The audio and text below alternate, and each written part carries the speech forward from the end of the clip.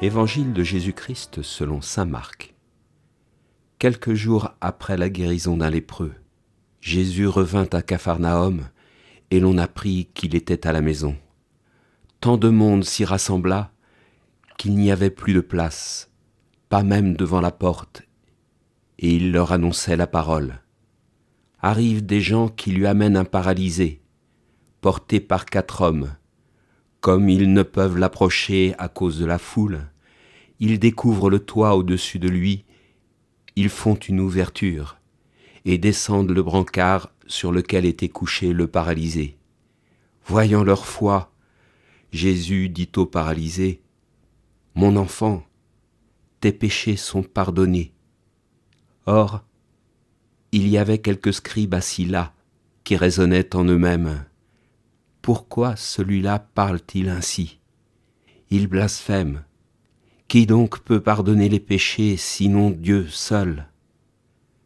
Percevant aussitôt dans son esprit les raisonnements qu'il se faisait, Jésus leur dit : « Pourquoi tenez-vous de tels raisonnements ? Qu'est-ce qui est le plus facile ? Dire à ce paralysé : tes péchés sont pardonnés ? Ou bien lui dire : lève-toi, prends ton brancard et marche ?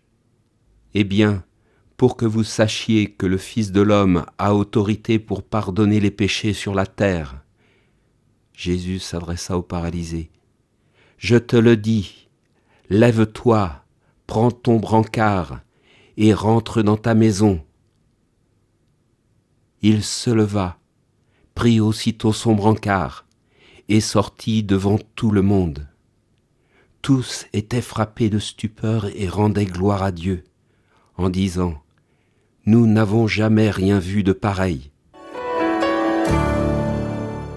Ce qui m'impressionne en premier dans cette histoire, c'est la détermination des 4 hommes qui portent l'homme paralysé.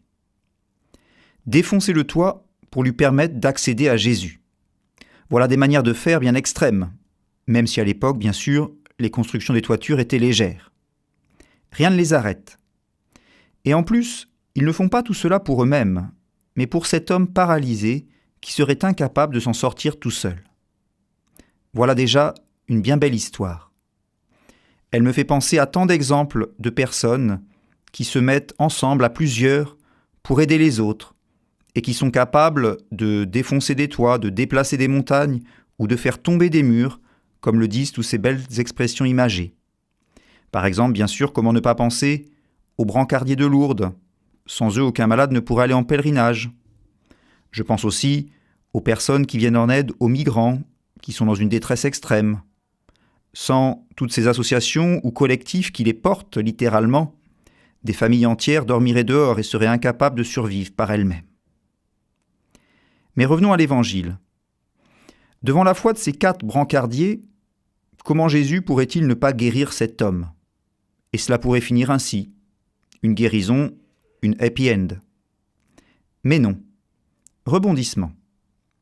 Jésus s'adresse au paralysé et lui dit : « Tes péchés sont pardonnés. » Le péché, c'est ce qui nous sépare de Dieu. Certes, la paralysie de l'homme nous semble un grand mal, mais pour Jésus, le péché est un mal bien plus grand que cette paralysie. Et du péché, comme d'une offense faite à Dieu, seul Dieu peut nous libérer. C'est ce que font remarquer très justement certains observateurs à Jésus. Dieu seul peut pardonner les péchés.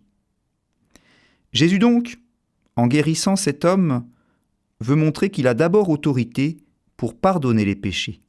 La guérison devient une attestation de ce qu'il est. Il a l'autorité de Dieu, il est Dieu. L'homme se lève, prend son brancard et sort. Que cet évangile puisse nous inspirer aujourd'hui. Si nous aussi nous croyons que Jésus a le pouvoir de pardonner, aucun péché ne doit nous paralyser, nous empêcher de nous lever, d'avancer à nouveau dans la bonne direction. Si nous pensons que Jésus peut en libérer d'autres, alors nous devons être comme ces 4 hommes de l'Évangile, emporter d'autres à sa rencontre. Qu'il en soit ainsi aujourd'hui. L'Évangile du jour était commenté par le Père Arnaud Lagagné, curé des paroisses Saint-François en Saint-Nazaire, Notre-Dame de l'Estuaire et Sainte-Marie en Brière.